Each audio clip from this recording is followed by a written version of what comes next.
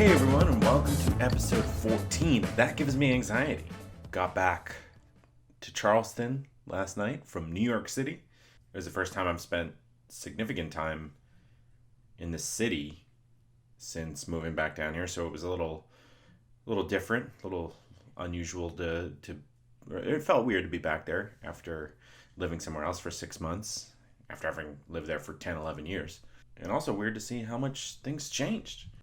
There's a lot of businesses that went out because of coronavirus, you know? The city had a very different vibe to it. It certainly made me sad, even though it was nice to be back there. We went back there for a wedding.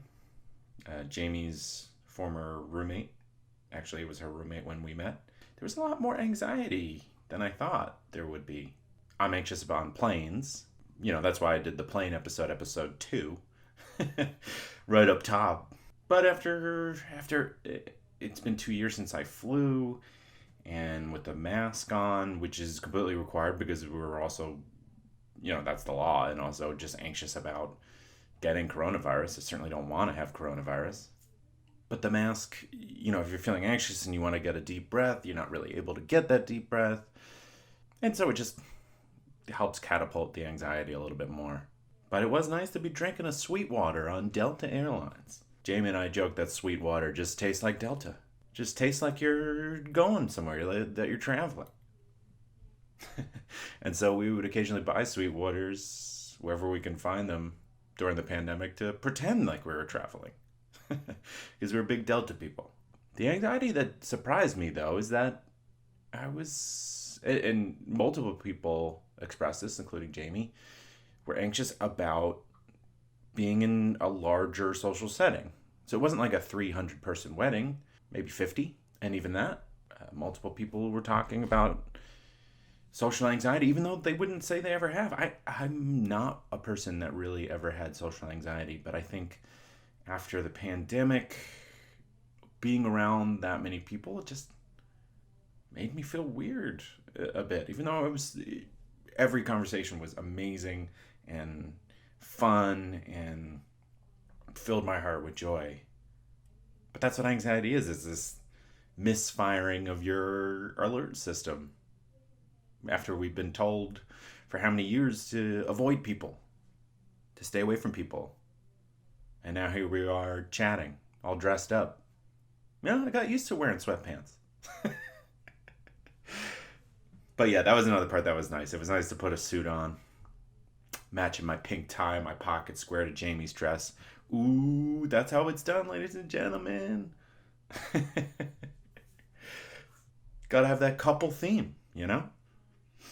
Look like you know what you're doing out there. Regardless, so many mixed emotions with going to New York City, but nice to see friends and be in the city, and nice to be back here in Charleston.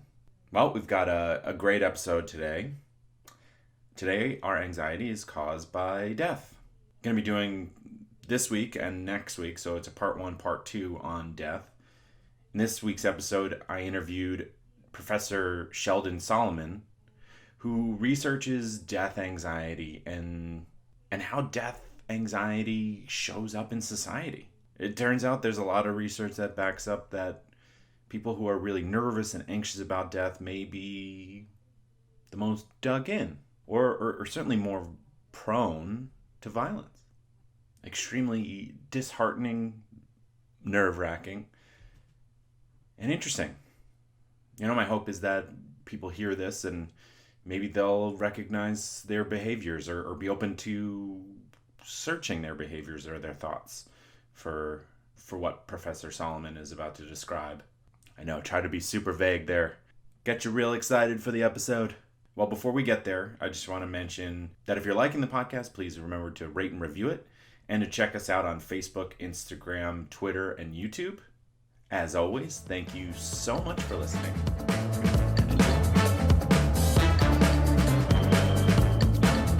Joining me now is Sheldon Solomon, who is a professor at Skidmore College, and we're going to discuss living with the knowledge that we're going to die. Sheldon, thank you so much for joining me. No, it's my pleasure, Pat. Yeah. Let's start with you sort of discussing your research and maybe what took you down this road towards death and wanting to learn more. Yeah, good question. We, and when I say we, I mean my buddies from graduate school, Jeff Greenberg and Tom Pazinski, and I, back 40 years ago or so, stumbled on a book by a guy named Ernest Becker called The Denial of Death. Hmm. And we had never heard of the guy or the book. And in this book, and he won a Pulitzer Prize in nonfiction for it, Becker basically said, look, people are a lot like everything else that's alive, in that we want to keep staying alive, just like Darwin talked about, the Hmm. struggle for survival. But then he pointed out that we have this ginormous forebrain that enables us to think abstractly and symbolically, which is awesome because we can imagine stuff that doesn't even exist and then make it real. And that's like totally exhilarating. And we're also so smart that we realize that we're here, Hmm.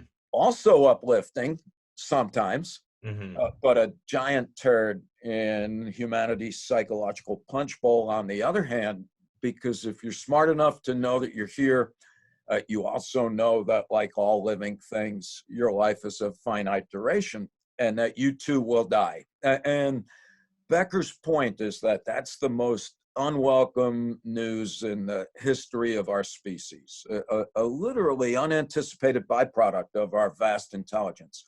But it's not only that we're going to die. You realize that you're perpetually vulnerable to be utterly obliterated at any moment. You can Hmm. walk outside and get smoked by a comet or a pandemic or fill in the blank. And Right. what he said was that if that's all that we thought about, I'm going to die someday. I could walk outside and get hit by a truck. I'm a breathing piece of defecating meat. I'm no more significant than a potato or a porcupine. That we wouldn't be able to get up in the morning. We would be Yeah. completely debilitated with existential terror. And what Becker proposed is that the way that we manage this potentially debilitating existential anxiety is by embracing what he called cultural worldviews, that humanly created beliefs about reality that we share with other people in our group, that reduces death anxiety by giving us a sense that life has meaning and we have value. And Mm. what Becker said was, whether we're aware of it or not, we spend most of our lives trying to maintain confidence in our cultural beliefs, as well as a certainty that we're valuable persons in the context of that culture. So anyway, to make a short story long, I saw that and I was like, wow. In my gut, I was like, that explains a whole lot, not only about the world around me, but also about myself. I've not been a big fan of dying since I was a little kid. I know. Every So step you've taken has I to know been to that, avoid that. but I would never have predicted that. So, I was 8 years old when my grandmother died, and I remember the day before she died, my mom said, "Oh, go say goodbye to your grandmother. She's not well." And I knew she was very ill. But then the next day, I was ruminating after her death. And I was like, wow, that's a downer. And then I was like, oh, yeah, but wait a minute. That means my mother's going to get old and she's going to die. Oh It was, of man. course, more disconcerting. But then, and this is kind of corny, I used to collect stamps and postage stamps. Hmm. And I'm like looking at my stamps and I'm like, oh, there's George Washington, there's Thomas Jefferson, there's all the presidents. Oh, they're all dead. Oh, wait a minute. That means there's going to come a time where I too will be expired. And I just remember having one of these, really kind of deeply visceral existential reactions. It's heavy, right? Heavy. Yeah, which I then buried for a couple of decades, Pat. And so, but then fast forward, I'm a young professor at Skidmore. I see these books by this Ernest Becker dude. I call Tom and Jeff, And I said, you got to read this guy. These ideas are really potent, and they addressed questions that we and a lot of other psychologists were interested in at the time. But what really got us going on our research, frankly, Pat, is that other psychologists hated these ideas, and they wouldn't publish any of our papers where we just tried to describe Becker's ideas to other academics. They just, Why is that? well, two things. One is that, well, what a lot of psychologists were skeptical, because Becker's ideas come from psychoanalysis and existential philosophy. Mm-hmm. And academic psychology was trying to establish itself as a credible science. And Okay. so what some people said was, okay, this is interesting, but I just don't see how you could test these ideas. How could you provide evidence to demonstrate that they're true? And then other people, they just said, well, nah, this has got to be bullshit, because I don't think about death that much, or I'm not afraid about death. And of course, we didn't make any friends when we would say to people, well, you're not afraid about death because you're comfortably ensconced in your particular view of the world, from which you derive a sense of meaning and value. And that's why you're not afraid of death. But of course, that's not a good way to win an argument, because I'm basically saying you either agree with me, in which case I'm right, Or you got your head in the sand. Yeah. in which case I'm right. And so that's when we started to do our research, which was really at first disarmingly simple. We just said, let's bring people into the lab, Mm-hmm. and under the guise of a study of personality attributes, Mm-hmm. and we'll have people fill out a bunch of questionnaires that are basically to distract them from the true purpose of the study. And then right in the middle of it, there's these two open-ended questions. It's like, please briefly describe your thoughts and feelings about your own death, and jot down a little bit about what might be going on in your head as you're physically dying. And as you might imagine, that brings your own death momentarily to mind. We call that mortality salience.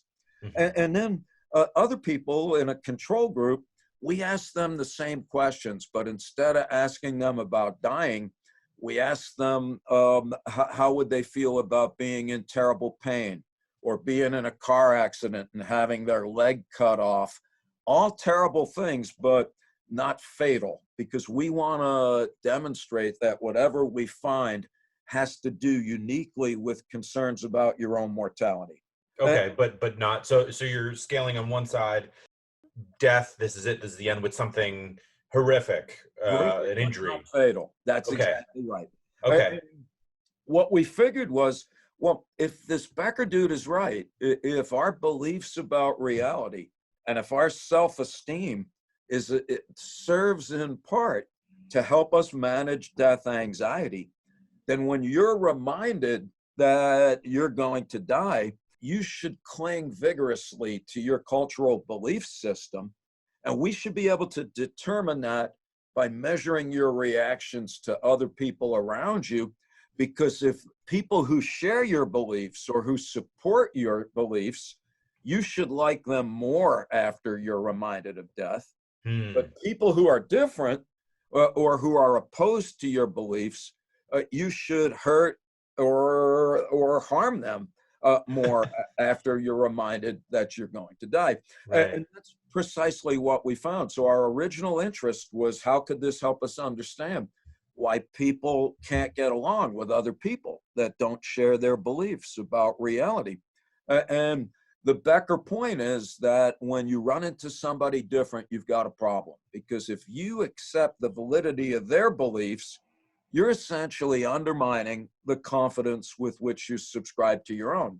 Oh, okay. Because if I believe God created the earth in 6 days, that's awesome till I go to the Yoruba in Nigeria, and they believe that the earth was created. No, that's the Mali. I can't even go. I'm going to mess this up. So let me go with the Borneo and South Pacific, because somebody's going to be listening and check it out.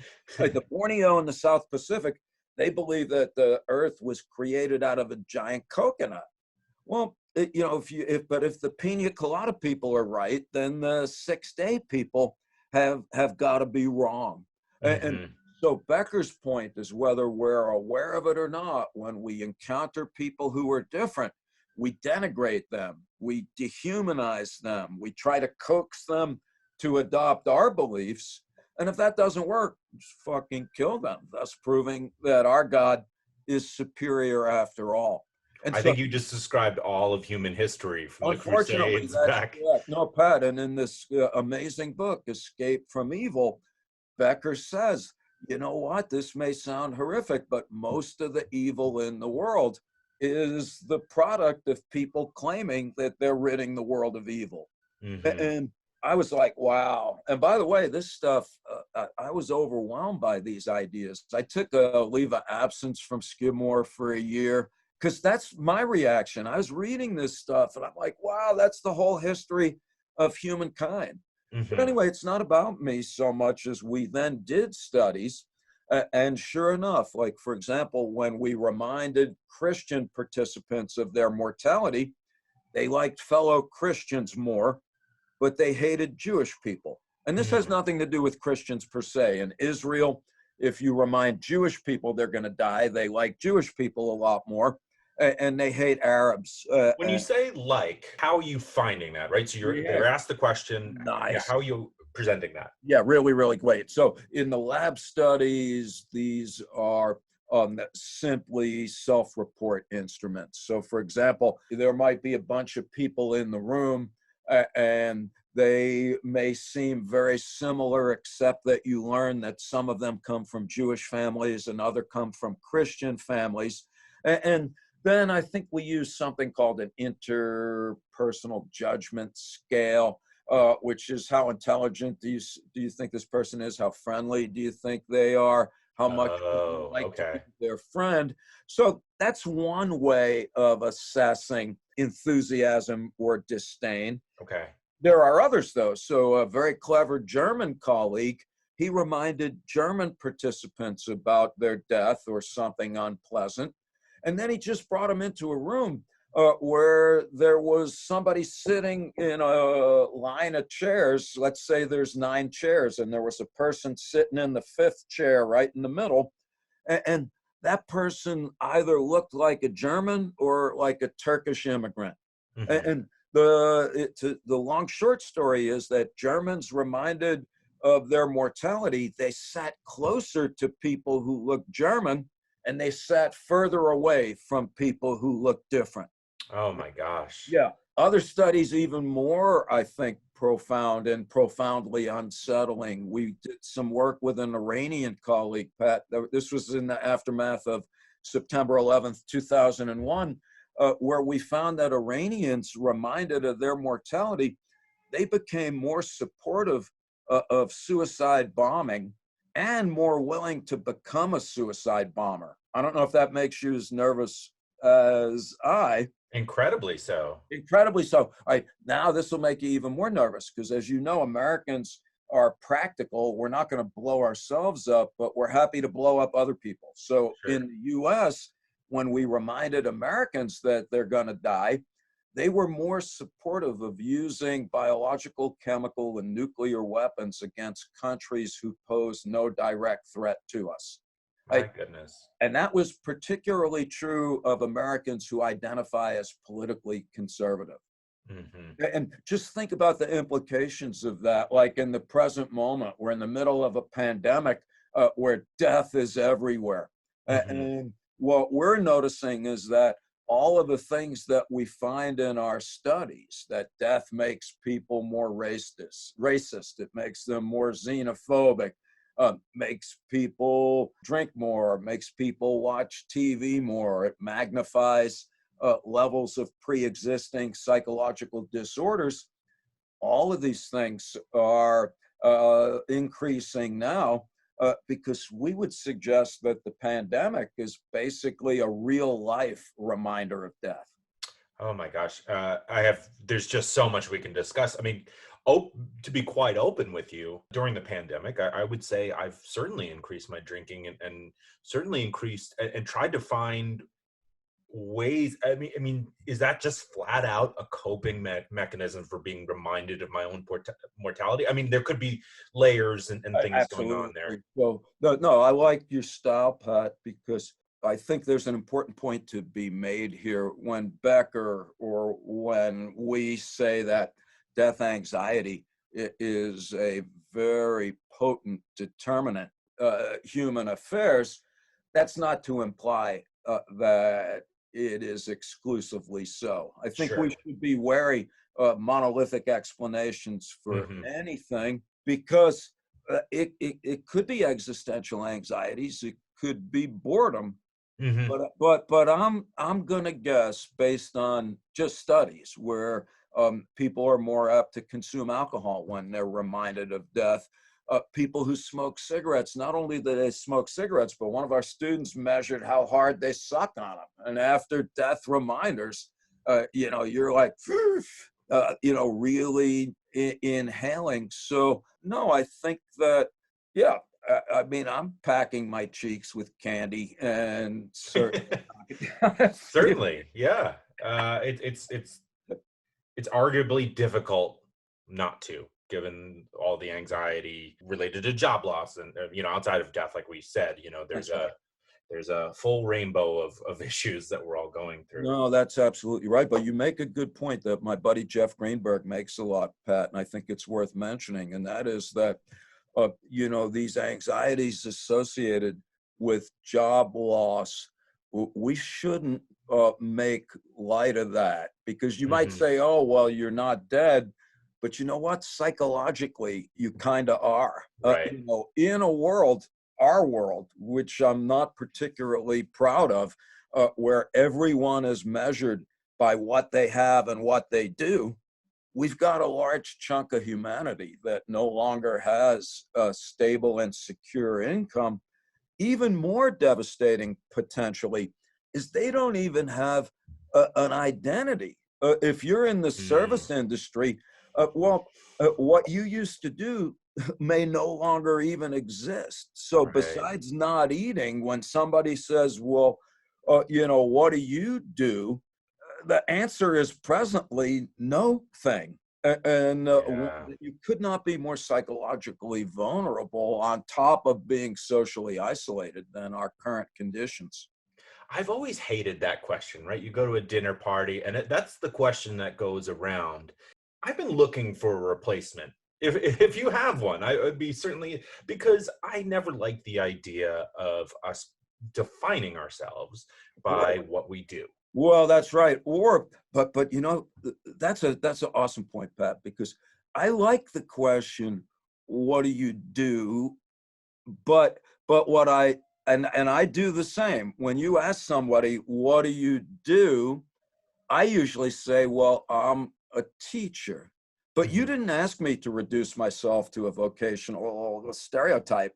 I Hmm. I just did that because that's almost the mandated reaction in our particular world.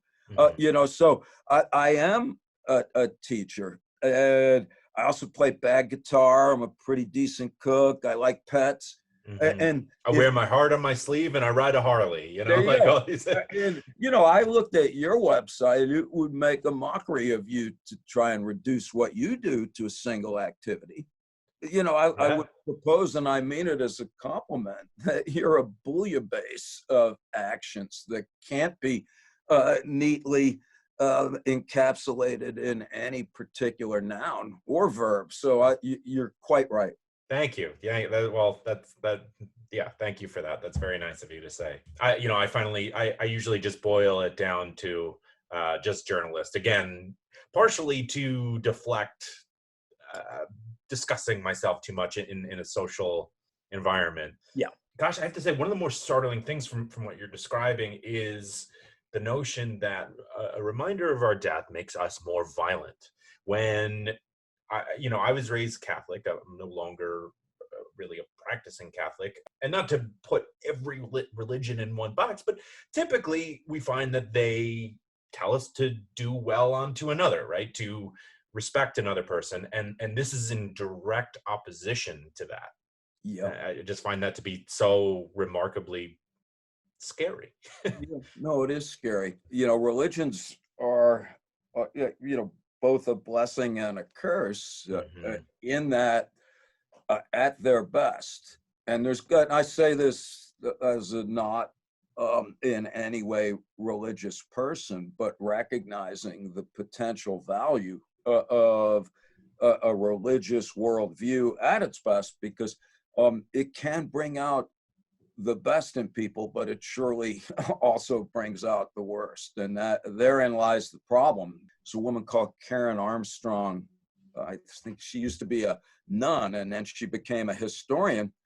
And she wrote a book called The Battle for God, where she's like, yeah, almost every religion, if people actually did what the religions preached, life on earth would be as it is purported to be in heaven, with regard to the idea that we're supposed to take care of each other. What other folks have pointed out is that that's always only referred to the in-group. Uh, and Mm. and so death reminders, by the way, they can make us more noble, helpful, and heroic towards folks who we identify as being members of our tribe. Hmm. And so it really cuts both ways. And for me, as I think about it right now, one of the horrors of the present moment in our country, for example, is that we're just no longer Americans. See, there used to be you're too young. How old are you, Pat? I'm 34. 31st, I can't even add. So you might remember September 11th. Oh yeah, my father was in the towers. I was in 10th grade. Yeah. Okay. Yeah, I was there that day also. Well, do you remember how right after that everybody was American? Flags were everywhere. It was odd. I want to say oddly, it was pleasant that we were all finally united. I It thought was it I was thought nice. so. I thought so.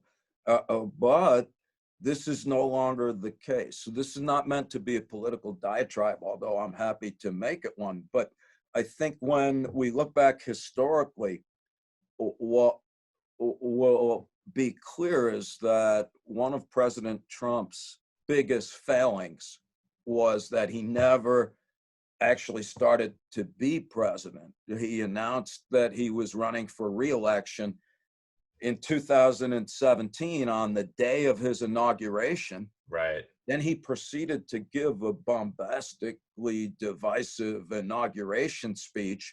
At no point did he ever say, we're all Americans. Hmm. And the fact of the matter is that, the death anxiety, it could push us in multiple directions. But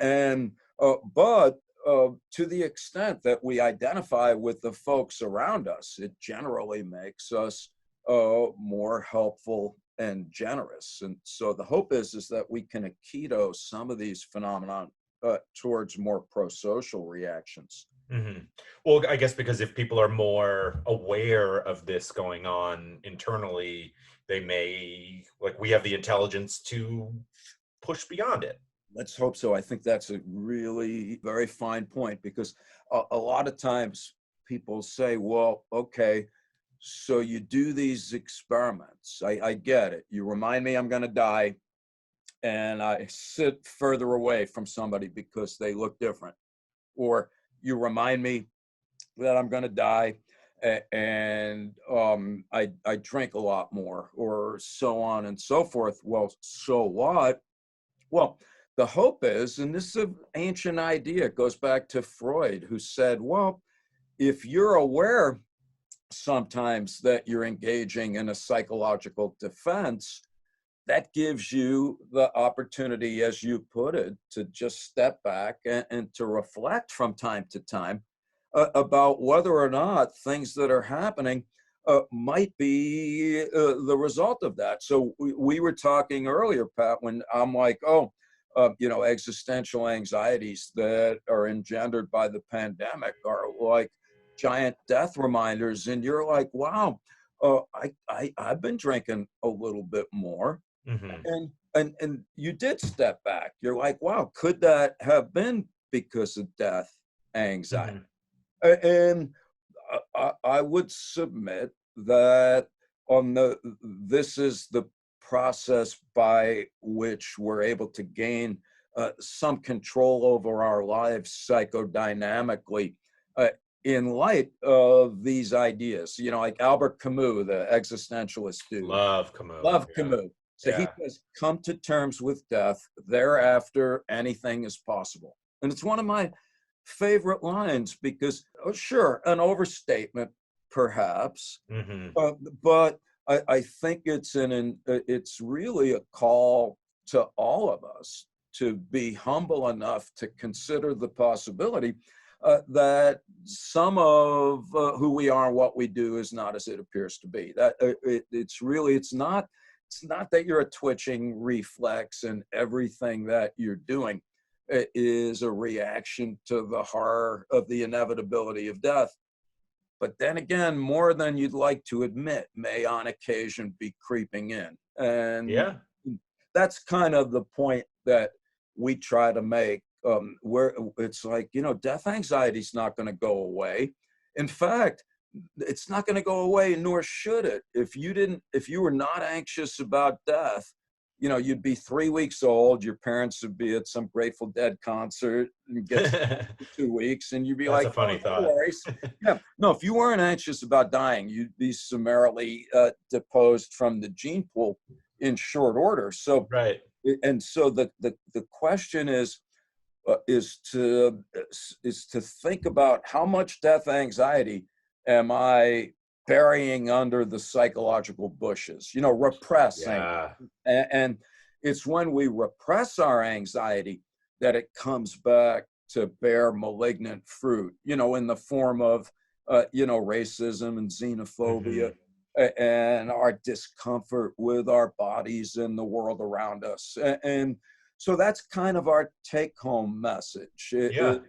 On the one hand, to be somber, because the Ernest Becker dude at the end of his life, he said, I don't even know if we're a viable form of life. That death anxiety at our worst, it turns us into hateful, warmongering, Mm. proto-fascist, plundering the planet, and kind of a rapacious, shopping, twittering, Facebook stupor. And if we don't do anything about it, we may be the first form of life to extinguish ourselves. On the other hand, we can turn that right around and we could say, yeah, but look, we have a great track record. Humans have a great track record of making extraordinary progress once we understand what's going on. Right. To So be true. Yes, so true. We wanted to learn how to fly. And the ancient Greeks, they put on like wax wings and jumped off a mountain. No, that didn't work out too well. But then the Wright brothers, did it in a aerodynamic tunnel, Hmm. and they figured it out. Now we all fly around. Everybody was dying from plague, and we Hmm. thought it was from evil spirits. And so we would do exorcisms, but that didn't help. And then they figured out that it was bacteria. Hmm. So one hopeful possibility is that we might begin to collectively recognize as individuals and as a society the tremendous proportion of unsavory human activities that appear to be driven by death anxiety, and which then gives us the opportunity, as you put it earlier, it's really to make the best of our reflective powers as conscious and rational creatures, to kind of nudge our species in a more benevolent direction. Yeah. Keep it moving forward. Moving forward, there you go. Yeah. I remember the stress I felt having to switch from Final Cut Pro to Premiere. They're both video editing software. It can be daunting to switch or have to continuously learn a new program. In fact, I learned Premiere by telling a company that I knew Premiere when I didn't. And I just figured it out and really threw myself into the pool to make sure I knew it because I knew I needed to know it. So learning software is very important, especially if you lied and need to catch up. Today's episode is brought to you by My Software Tutor. Are your Excel skills optimized for your current job? Do you know the basics but need to learn more? My Software Tutor offers 3 levels of real-time Zoom-based courses with a live instructor. Yeah, I need a live instructor. There's a lot of video tutorials out there, but having someone ask questions feels a lot better, a lot easier. They all deliver practical, functional business skills in a friendly, supportive environment. These courses will increase your marketability, whether you're an employee, job seeker, consultant, or contractor. Register at mysoftwaretutor.com and use the promo code POD20 to save 20% off all registrations. Today's episode is also brought to you by The Cardist. This is a service that basically helps you mail cards with a special message on the inside. They help you write that. That's amazing. Because Jamie's always laughing at me because I usually just write the person's name, dear so-and-so, and then at the end, just write, love, Pat and Jamie. Just when you get to writing the card, you feel so put on the spot. I'm pretty expressive with how I feel in my relationship with my friends or with my family, so yeah, it's also hilarious to be admitting that I feel like I'm really put on the spot and couldn't think of anything to say. 8 years of improv training down the drain.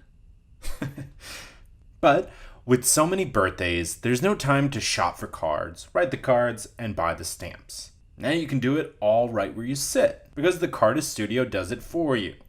That's great. I want more things where people do it for you. Make your life easier. Introducing a writing specialist for the message inside your greeting cards. The Cardist Studio creates your message, writes it in the card, and mails it for you. The post office... One tough thing when I used to live in Brooklyn was the lines at the post office. Insane. South Carolina, it's just... You walk right in, you walk right out. The most recent man who helped me was like smiling at me. I'm so used to the post office just being like, get out of here. We have more people to get in. Just see the line. Hurry up. All you do is pick the card and tell why you're sending it. No more errands. No more anxiety. For a message from your heart, but not your hands. Sit back and just enjoy your relationships. TheCardistStudio.com. Thoughtful. Just got easy. And you can use the promo code AnxietyPod for 10% off all orders. Something interesting came as you were making your last point. You talked about repressing death anxiety, but at times you've also discussed almost distracting yourself. Where's the line between repression and distraction? Yeah, let me know when you get that. So I don't expect you to answer because it's could be different to every person, but it is interesting to think that like if you're pushing more into your tribe, quote unquote, there's a tipping point where you're not being helpful, you're being harmful, and you've come full circle back towards it. That's right. And that's very interesting and frightening, and probably why we have therapists to help people with that. Yeah. I also want to go back to religions. I have mentioned and I've thought about my interest in, I don't like being put into a box, but I've in some senses, I am a bit agnostic. And that's due to the fact that I think it's almost arrogant to think that I could understand everything about the universe and God. And there was a quote that particularly stuck out to me. I think it was in a book by Deutsch is the last name, who said that human understanding of what's happening in the universe could be like a gorilla trying to understand what the stratosphere is, right? That they couldn't contemplate it. And although we have such a highly functioning brain, the universe is under no obligation to make any sense to me, right? What am I owed? I'm not owed anything. That's right. And yet I feel like agnostics will get even more rage where it's like, well, you got to choose. Like, you got to put yourself in a box. You know what I'm saying? Yeah. No, I'm with you. I would. you're holding out for an agnosticism that's more eclectic and ecumenical. Yeah. And no, I'm with you on that. I think to be otherwise, and there's epistemologists, people that study these things that Hmm. would probably take ardent issue with both of us, but I am of the view that I'm not in a position to rule anything out in an a priori fashion. So Yeah. I find some flavors of atheism to be just as dogmatic and ultimately unfortunate as the fundamentalists on the other side of things. Right. Yeah. Yeah, it's almost like the more you dig in, Yeah, you're doing exactly what we've been describing as you've now just created another tribe. yeah, there you Yeah. go. And in fact, and this is just, it's like this is trivial pursuits for a barroom chatter, but there are people who have done studies where if you remind religious people that, well, so no, let me do another one. So if you have religious people that believe in the Bible is literally true, and if you show them passages in the Bible that are logically inconsistent, so they can't both be true, Hmm. and then if you measure, it's called implicit death thought accessibility, but that's just psychobabble for how readily thoughts about death come to mind unconsciously. Hmm. Religious people shown inconsistencies in the Bible, death thoughts come more readily to mind because the argument is that you're challenging their worldview Hmm. and crushing their defenses. And so here's all this unconscious death thoughts that now comes cascading almost into awareness. Well, the same thing happens if in experiments, if you show atheists like a fake study from Harvard suggesting that Jesus may actually have existed, well, then they have death thoughts that come more readily to mind. The point being that atheism is just another belief system. Right. Atheists are like, oh, you bastards are deluded, but we have direct access to the truth. And you put it better, which is, no, you're just a different tribe. Yeah. Well, I mean, deep down, everyone's a little bit nervous that they're going to pass on, and the pearly gates are going to be there, Oh, and there you go.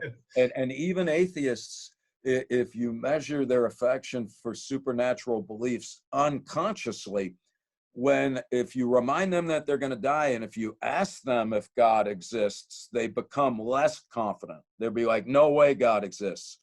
But if you measure their unconscious beliefs in the supernatural, they become more attracted to it. So oh even man. atheists want to have a hedge. Right, exactly, right. Just like an investing portfolio, you want to diversify. Um, I mean, we were talking a little bit about this, but I want to talk about living with the idea that you're going to die, and for some more than others, it may be present due to an illness or someone around them falling ill or what have you. What comfort is there for a person who feels the weight more often than someone else? Yeah, this is an area that we know less about than we'd like to or should. And so what we know is that there's a lot of reactions to those difficult circumstances. So a lot of folks who are terminally ill or just towards the end of their lives chronologically are quite adversely affected by their difficult conditions. And so there's a guy named Eric Erikson, one of Freud's disciples, and he wasn't talking about illness, he was just talking about end of life in general. Hmm. And he made a distinction between what he called despair and ego integrity. And he just said some people, and and by the way, this isn't judgmental. And he was very clear that this is not.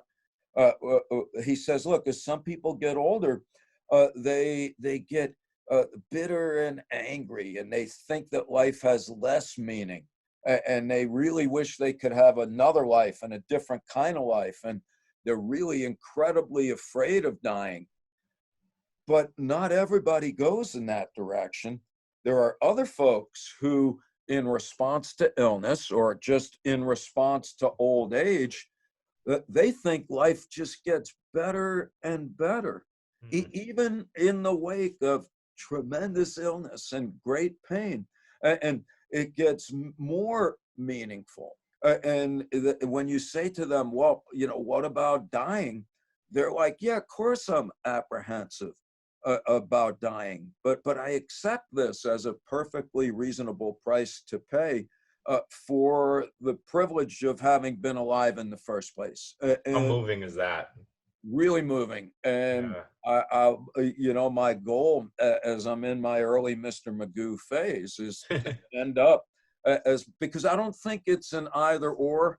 I'm more of the persuasion that we kind of vacillate, Sure, sure, sure. and I want to, be able to end my life with that kind of grace and humility, because folks in that state of mind, they also get to a point in their lives where they're like, yeah, I've done enough, and I don't need to be rich and famous. I'm now more concerned about what I can do for other folks, either directly in terms of material support for my friends or family, or can I leave some kind of legacy? And this doesn't mean, we're all going to be like Steve Jobs, and invent the iPhone.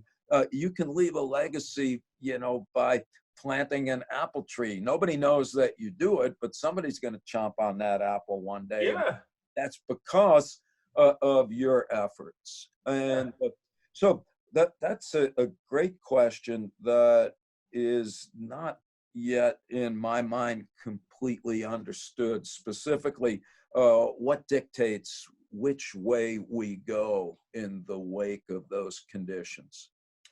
Yeah, it's incredibly interesting, right? Like, one is someone looking at their plate and realizing, oh, I only have one bite left, and Yeah. the other person going, Got oh, it. that bite's gonna be wonderful. Yeah, there you go. So I've been trained in improv comedy. I've done that quite a bit here in New York. And one of the things they teach you is to not fight, to actively not fight in the scene, to enjoy your partner, whatever your partner is sending your way, and to view it as a gift. And that's helped me.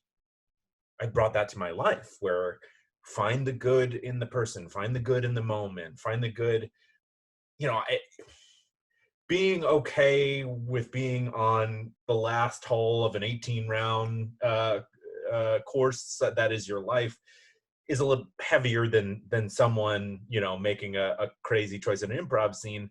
But I think there is something to the idea that we can make that choice a little bit, in some sense, right? We can try to shift our minds. Do you agree with anything Well, like yeah, that? no, absolutely. I'm not saying that I'm up to this yet. It's But certainly hard. Yeah. no, it is certainly hard.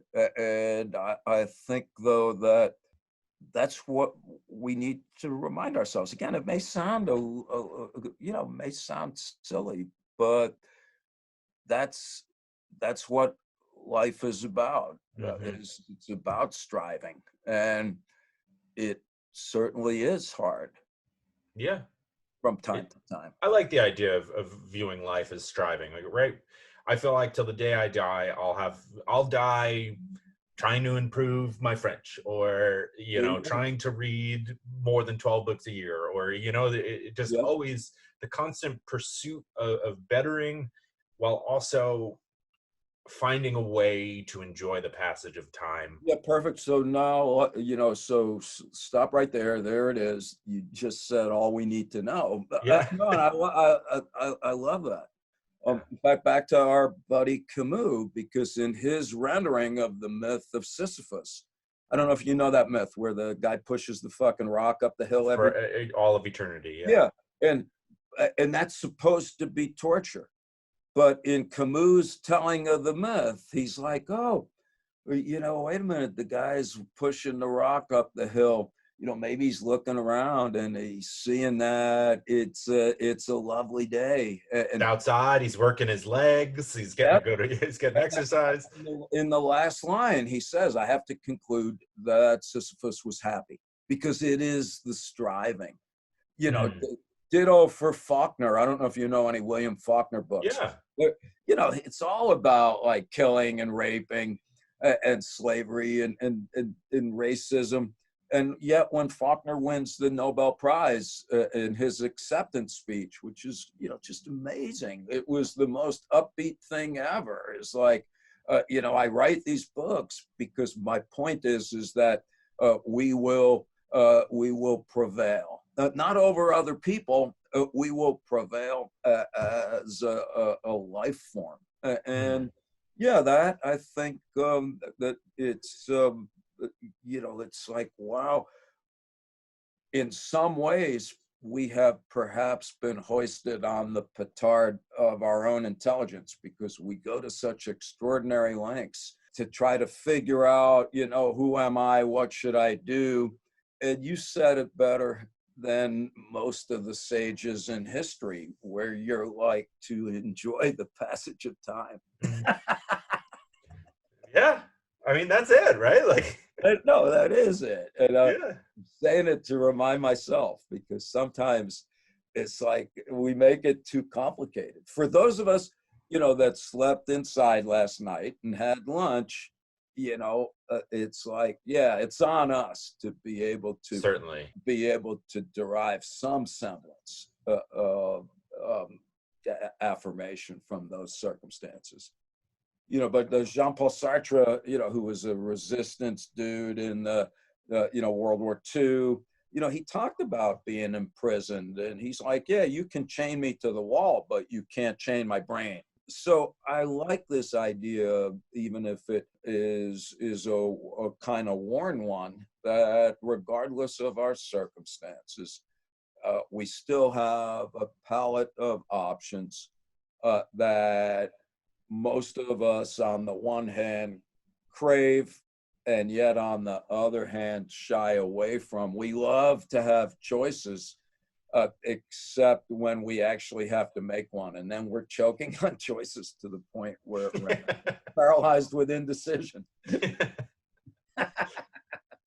Well, I've really enjoyed this conversation. Before we move towards an ending, I'm wondering if there's anything you feel we've omitted. Is there anything we're missing here? No, not unless something occurs to you, in which case come back and find me. I like how you're thinking about these ideas, and I also appreciate your take on them. And no, I have nothing to add except to just really point out how important I think what you all are doing. When I mean you all, I mean young people just smashing in the best way together all of these different mediums for moving ideas around. So like, I'm an academic, I write these articles. They're non-pharmacological interventions for insomnia. Maybe 6 people read them. And I like the work that I do, but we're egghead experimental types. I'm thrilled that I don't even know how I get to talk to you all, to be talking to young folks. You said you were a journalist. I go on your website. I'm like, oh, wait a minute. You're a writer, you're an actor, you're a comedian.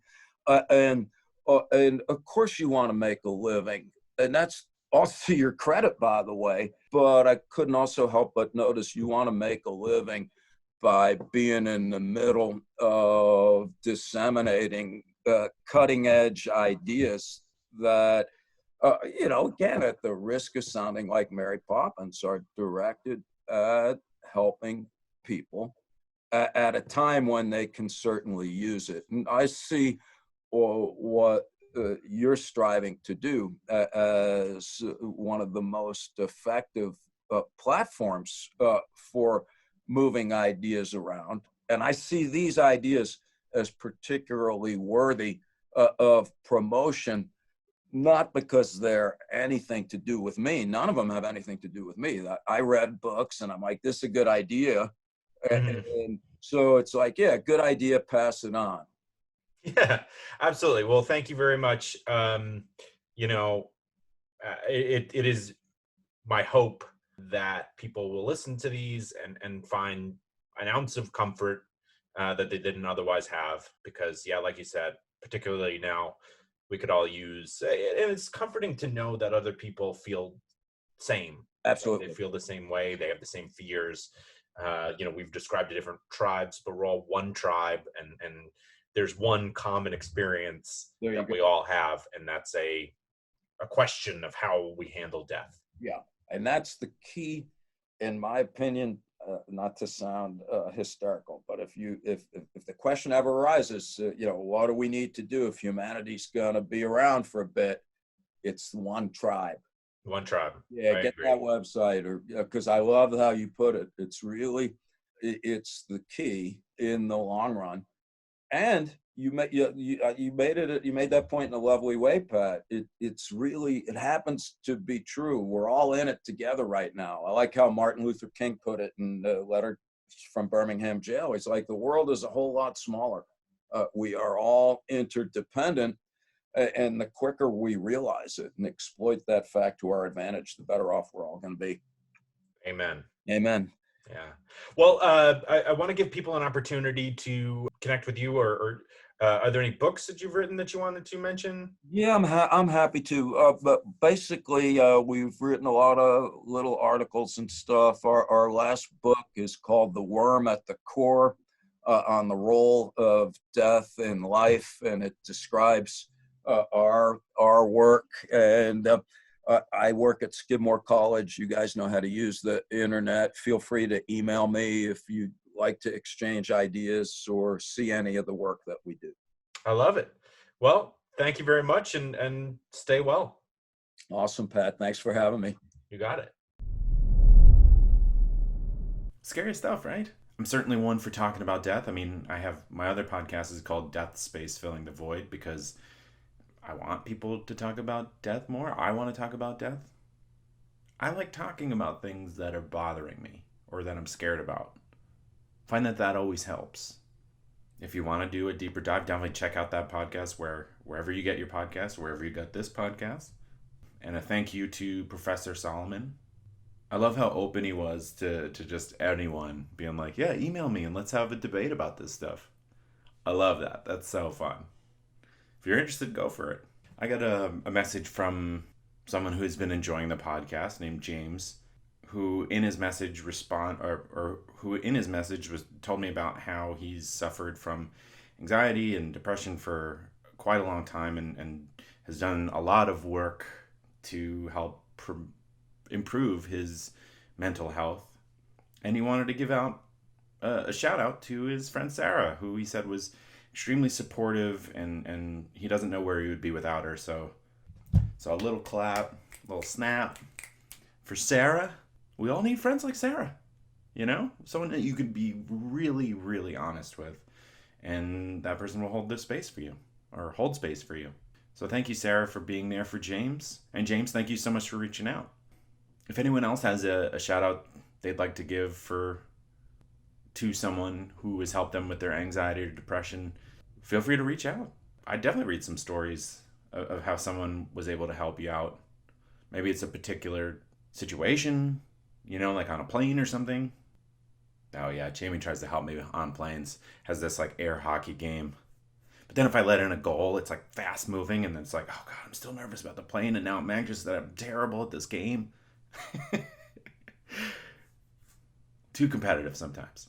But yes, if it's a particular situation or it's an extended period like Sarah, either way, I would definitely be open to reading on the podcast. Definitely reach out to me.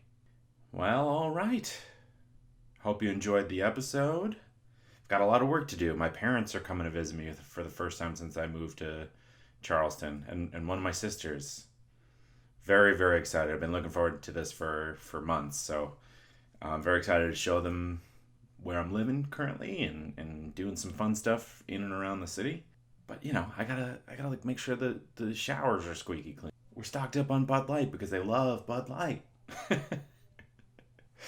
So yeah, a lot to look forward to. As always, thank you so much for listening. Have a great weekend, and I'll talk to you next Thursday. Or on Thursday. I know, it always gets confusing with the next or this or on. But it's Thursday. Yeah. See you on Thursday. It's always Thursday.